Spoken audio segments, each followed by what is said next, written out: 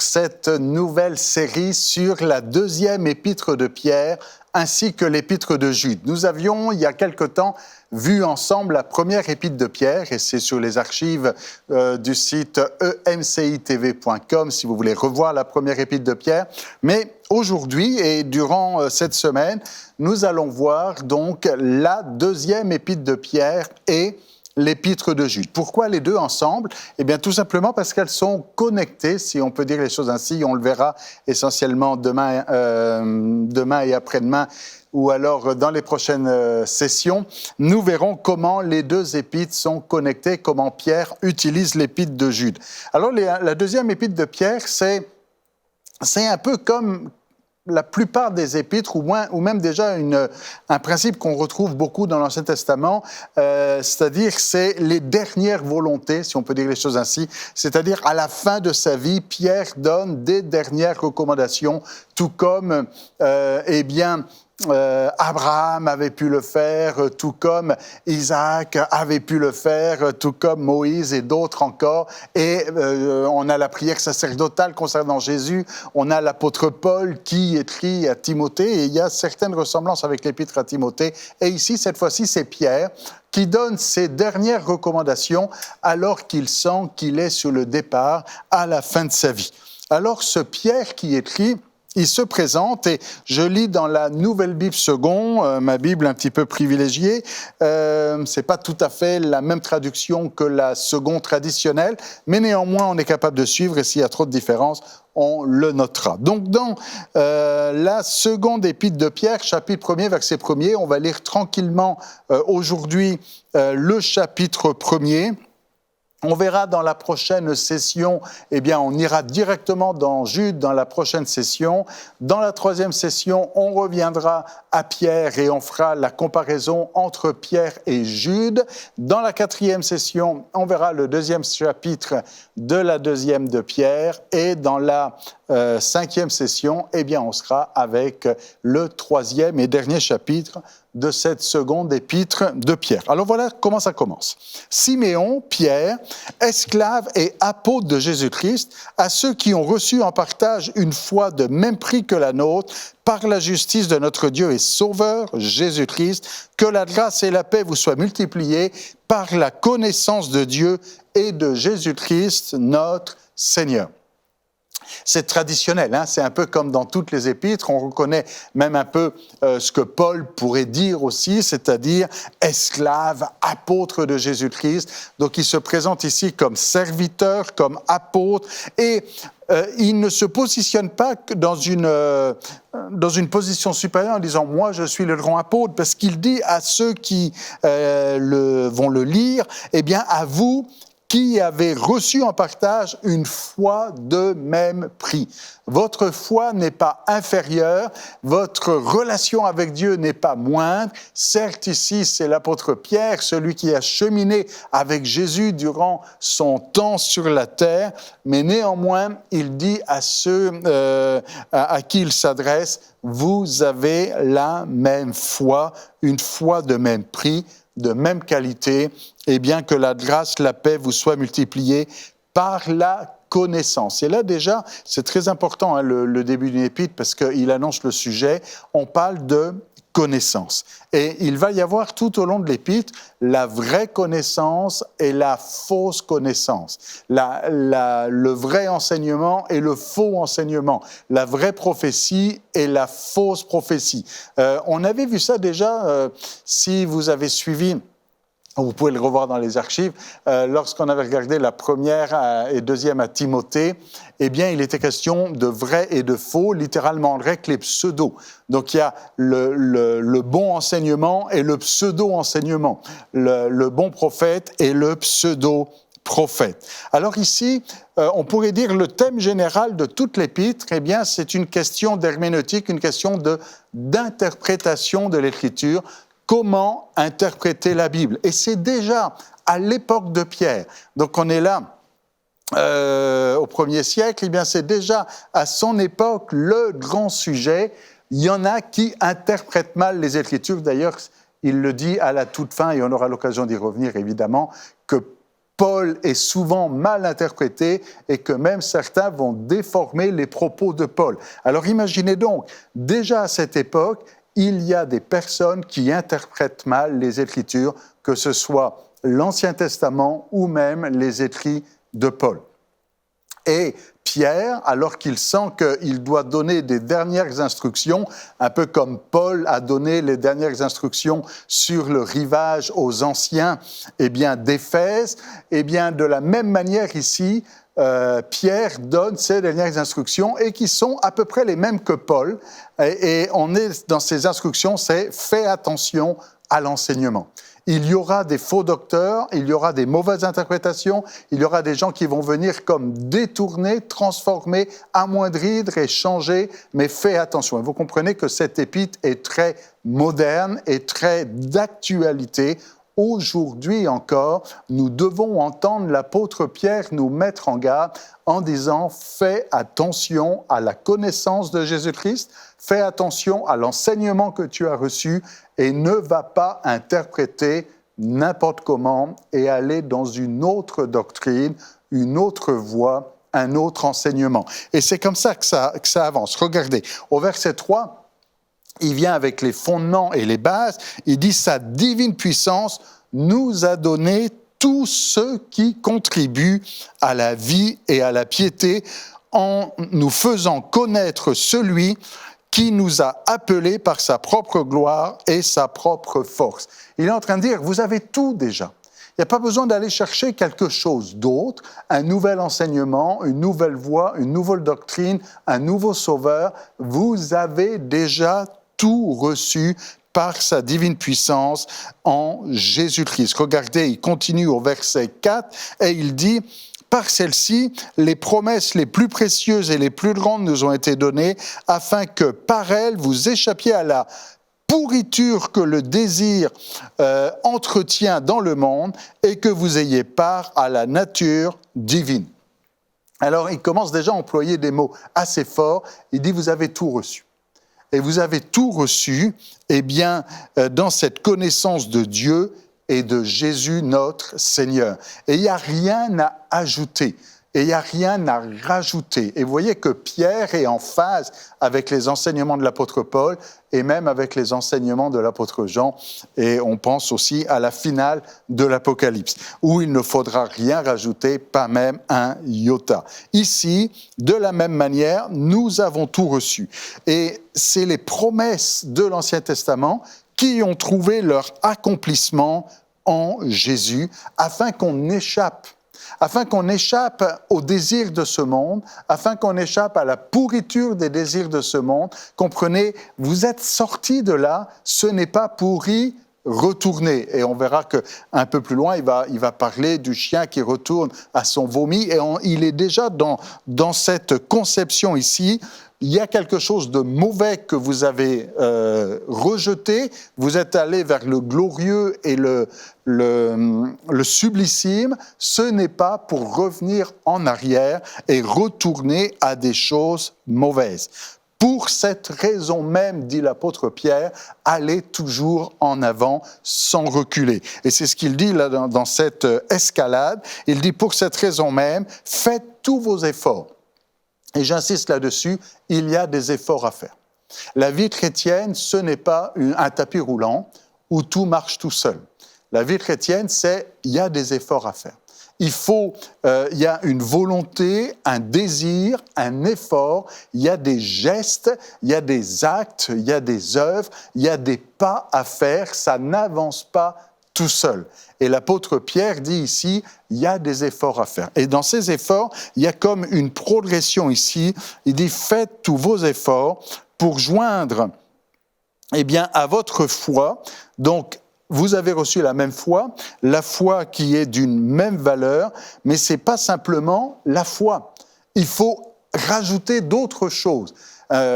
Certes, la foi suffit à être sauvé, Mais la vie chrétienne, c'est pas simplement croire et être dans un mode contemplatif. Il est question d'obéissance de la foi dans les actes des apôtres. C'est pas juste croire, mais cette foi nous amène à une obéissance, à une mise en œuvre, à une mise en pratique. Et c'est ce qu'il dit. Pour cette raison, faites tous vos efforts pour joindre à votre foi la force morale, à la force morale la connaissance.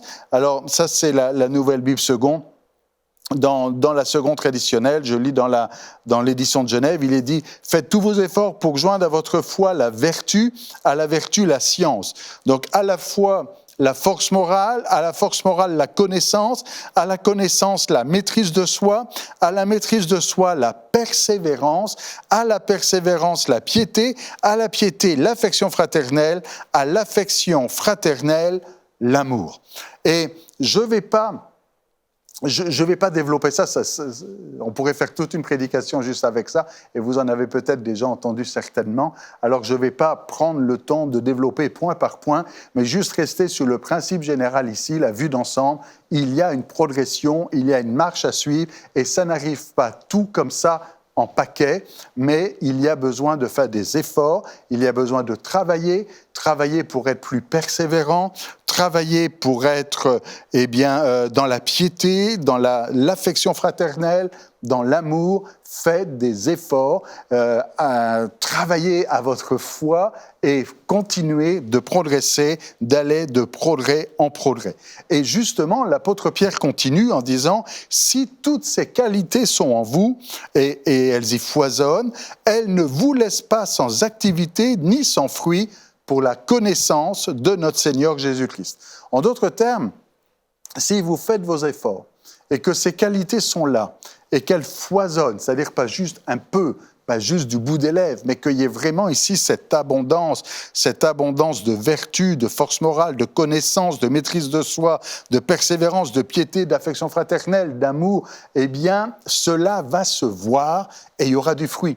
Et on va voir un fruit, et on va voir le fruit chez vous. Et on comprend ici que l'apôtre Pierre dit il y a une anomalie avec certaines personnes autour de vous, et c'est parce qu'ils n'ont pas fait d'efforts et qu'ils n'ont pas prêté attention à ces qualités-là, eh bien que le fruit n'est pas là, et qu'il n'y a pas une activité qui glorifie Jésus, mais il y a plutôt une paresse, une oisivité sans activité, et qui déshonore celui qui les a appelés.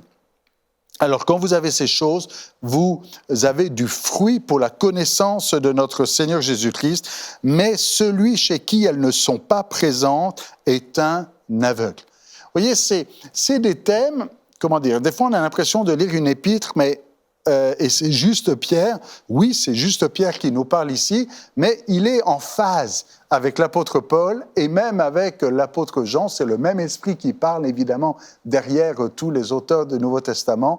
Et ça rappelle cette lettre à l'Apocalypse en disant « Et tu ne sais pas que tu es pauvre, misérable, aveugle et nu. » Et là, de la même manière, celui qui ne fait pas attention à ces choses, il est aveugle, ne sois pas de ce nombre-là. Il a les yeux fermés, il oublie la purification de ses péchés d'autrefois. Et c'est là le point de départ. Quand tu oublies d'où tu es venu, quand tu oublies la purification de tes péchés d'autrefois, quand tu oublies que Jésus est venu, qu'il est mort pour toi, qu'il t'a lavé, qu'il t'a purifié, que son sang a tout effacé et que tu oublies que ça a été effacé. Et c'est comme si tu revenais à ces choses alors qu'il y a eu une séparation, toutes choses sont devenues nouvelles en Christ. Il oublie la purification de ses péchés d'autrefois. Et l'apôtre Pierre, donc, fait sa recommandation,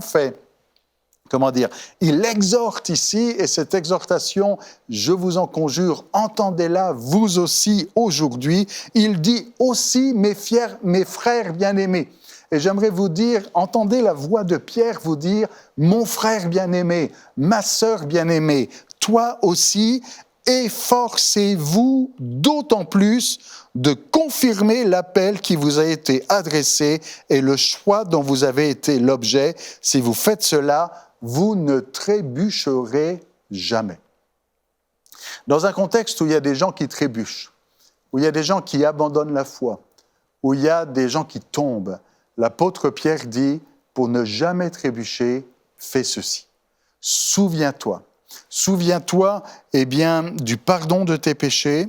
Fais tes efforts pour, confirmer l'appel que tu as reçu et tu ne trébucheras jamais. C'est ainsi que vous sera largement accordé l'entrée dans le royaume éternel de Jésus-Christ, notre Seigneur et Sauveur.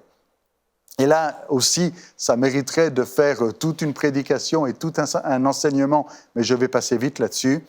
L'apôtre Pierre dit « Jésus, c'est notre Seigneur et c'est notre Sauveur ». Et si Jésus est pour toi que ton Sauveur et qu'il n'est pas ton Seigneur, il y a une anomalie. Il dira même « c'est premièrement mon Seigneur et c'est aussi mon Sauveur ». Et pour certains, Jésus, c'est juste le sauveur du monde, celui qui nous a sauvés, et grâce à lui, maintenant, nous sommes passés de la mort à la vie, et nous n'avons plus à nous soucier d'une perdition éternelle, puisque Jésus est venu nous sauver. Quel beau jour, il nous a sauvés, c'est formidable. Amen. Mais ce n'est pas juste le sauveur, c'est aussi le Seigneur. Celui qui est digne, celui qui nous invite à prier que ton règne vienne.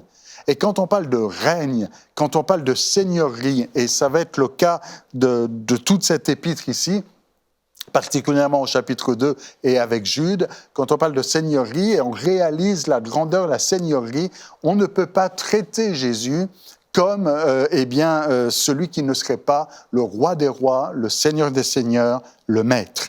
Il n'est pas seulement le sauveur, il est aussi le Seigneur.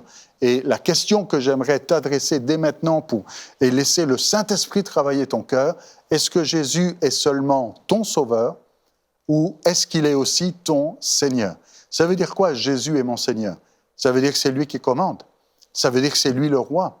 Ça veut dire qu'il a droit de parole dans ta vie et que toi, comme serviteur, et même l'apôtre Pierre va dire esclave de Jésus-Christ, eh bien comme serviteur de Jésus-Christ, je fais tout ce qu'il dit et je suis là dans cette obéissance de la foi. Alors ça continue au verset 12. « Voilà pourquoi je vais toujours vous rappeler ces choses, bien que vous les sachiez et que vous soyez affermis dans la vérité présente. » Et même si vous le savez déjà, ça vaut la peine de le réentendre et d'être affermi dans cette vérité. « J'estime juste, dit l'apôtre Pierre, aussi longtemps que je suis dans cette tente, et on comprend qu'il sent qu'à un moment donné, il ne sera plus dans cette tente, de vous tenir en éveil par ces rappels, car je sais bien, comme notre Seigneur Jésus-Christ me l'a lui-même appris, que le moment où je vais me défaire de cette tente est imminent. » Il le sait. Mais je m'efforcerai de faire en sorte qu'après mon départ, vous puissiez en toute occasion vous souvenir de tout cela. Et c'est ce qu'il a fait au moyen de cette lettre, parce que même après son départ, on continue à entendre son appel à rester éveillé et à ne pas s'endormir. Alors, je continue au verset 16 et on va terminer le premier chapitre ainsi. « Ce n'est pas en effet en suivant des fables habilement conçues que nous vous avons fait connaître la puissance et l'avènement de notre Seigneur Jésus-Christ. » Donc là maintenant qu'il a fait son introduction, qu'il a dit qu'il faut faire attention à ne pas rester juste avec la foi, mais qu'il faut faire des efforts et qu'il faut grandir et qu'il faut persévérer et qu'il faut progresser, il arrive maintenant au nœud du problème.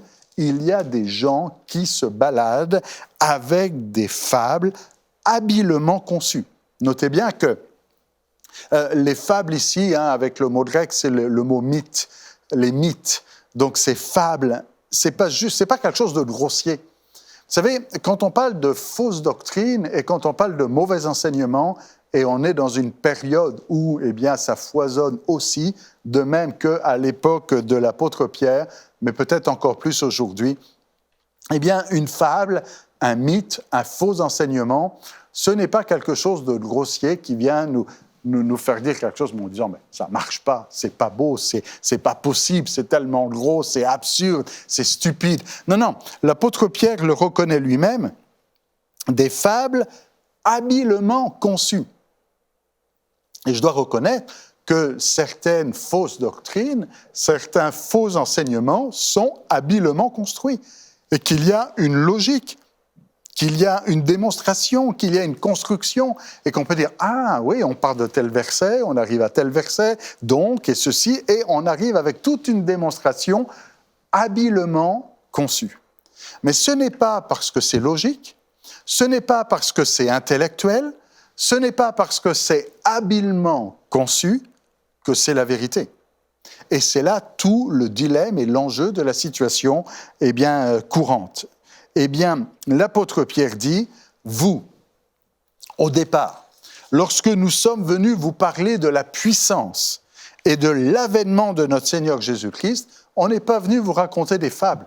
On n'est pas venu vous raconter des hypothèses. On n'est pas venu vous dire ce que nous pensions. On est venu vous révéler une vérité que nous avons reçue de première main. C'est ce qu'il dit en disant, eh bien, on vous a fait connaître la puissance et l'avènement de notre Seigneur Jésus-Christ, mais parce que nous avons été témoins oculaires de sa grandeur. Ils sont en train de dire, ce que nous vous avons dit, c'est ce qu'on avait vu nous-mêmes. C'est pas ce que quelqu'un est venu nous raconter, mais c'est ce que nous avons vu. Comprenez que Pierre, l'apôtre Pierre, il fait partie des 12, il est là vraiment le témoin de premier rang, et pas simplement partie des 12, il fait partie des 3, où bien souvent c'était Pierre, Jacques et Jean qui étaient là auprès de Jésus, et il va faire référence d'ailleurs après à un épisode sur la montagne, on y arrive tout de suite, mais quand il fait le résumé de l'enseignement qu'il a apporté, il dit l'enseignement qu'on a apporté, c'était pas avec des fables, mais c'était parce qu'on l'a vu de nos propres yeux. C'est quoi cet enseignement? On vous a fait connaître, 1, la puissance, 2, l'avènement. Et l'avènement, on va en parler avec le chapitre 3 dans la dernière session. L'avènement, c'est-à-dire le retour de Jésus, il parle de la puissance et de l'avènement. La puissance n'est pas quelque chose qui vient avec une fable habilement construite, mais ça vient parce que, l'apôtre Pierre peut en parler parce qu'il a vu. Il était là en première ligne pour les miracles. Il était là en première ligne pour les enseignements. Il était là en première ligne quand il y a eu ces révélations de gloire. Et pour lui, l'épisode qu'il a le plus marqué, et il en parle ici ensuite, c'est le moment de la transfiguration, où Pierre, Jacques et Jean sont sur cette montagne avec Jésus, et une nuée est là, une nuée de gloire, et une voix se fait entendre, « Celui-ci est mon Fils bien-aimé, écoutez-le ». Et évidemment, cette voix qui vient du ciel nous rappelle les mêmes paroles qui avaient été dites au baptême. Alors il dit, voilà ce que j'ai entendu, voilà ce que nous avons entendu. Jésus a reçu honneur et gloire de Dieu le Père quand la voix vint à lui de la gloire magnifique. Mon Fils bien-aimé, c'est lui. C'est en lui que moi j'ai pris plaisir. Et l'apôtre Pierre dit, nous avons nous-mêmes entendu cette voix venue du ciel lorsque nous étions avec lui sur la montagne sacrée. Nous estimons d'autant plus ferme la parole prophétique à laquelle vous faites bien de prêter attention, comme à une lampe qui brille dans un lieu obscur, jusqu'à ce que le jour commence à poindre et que l'étoile du matin se lève dans votre cœur. L'apôtre Pierre donc utilise ce passage pour dire la gloire dont on parle, nous l'avons vue. La gloire dont on parle, nous l'avons touchée. Nous avons entendu le Père attester que Jésus est le Fils. Alors ce n'est pas quelqu'un qui va venir avec une fable nous dire le contraire. Vous comprenez qu'on est là au début du gnosticisme, la gnose, c'était comme une fausse doctrine qui commence à arriver à l'époque où Pierre écrit cette deuxième épître et qui avait, je vais aller grosso modo ici, qui va dire mais Jésus n'était pas fils de Dieu. Et on avait donc déjà ce genre de fausse doctrine qui circulait. Et Pierre dit, mais on a vu sa gloire, on l'a vu transfigurer, et on a entendu la voix de Dieu dire, c'est mon fils. Comment quelqu'un pourrait venir avec une fable habilement construite nous faire croire le contraire de ce que nous avons entendu?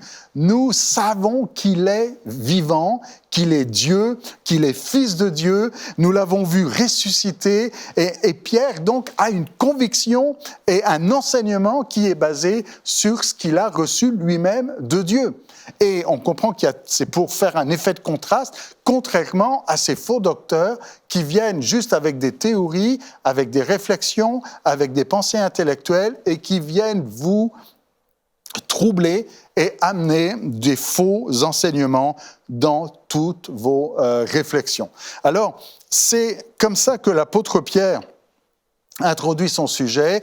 Il parle ensuite, et on aura l'occasion de le redévelopper, de l'interprétation des Écritures et de la prophétie. Et le but de toute sa deuxième épître, et de son enseignement ici, c'est de dire attention, attention. Ne reviens pas en arrière, mais reste sur l'enseignement que tu as reçu. Et ce n'est pas simplement Pierre. Luc, lorsqu'il écrit son évangile, va dire à Théophile que le but, la raison pour laquelle il écrit son évangile, c'est afin qu'il reconnaisse pour certains les choses qu'il a déjà entendues.